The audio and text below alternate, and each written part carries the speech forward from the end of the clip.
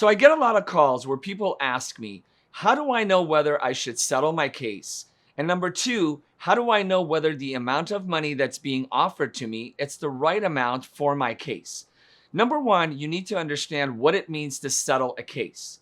When you sign a release, which is a document that tells you that you are going to be closing your case and giving up all of your rights for a certain amount of money, you need to make sure that you know every single line of that particular release. Make sure to ask your attorney to go through the release with you so you understand what you're signing. Now, when you ask, how do I know whether I should settle a case and how do I know whether it's for the right amount? That's a great question. Number one, understand that every case has a value based on how you have gone to the doctors, what your injuries are, and also who you have hired as an attorney. Yes, you would be pretty surprised to know that insurance companies will pay certain attorneys more money for a case than they would pay other attorneys. For that reason, you need to make sure that you're hiring the right attorney, the one with the reputation, the one with a history of good settlements and good verdicts, and the one that the insurance companies both respect and are fearful of. Now, when you ask, how much should my case settle for?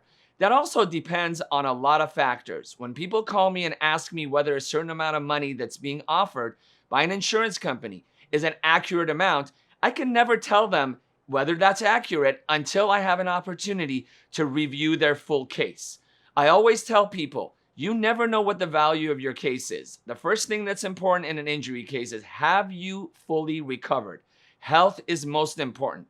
No matter how much money they give you, it will never be enough to take care of your health.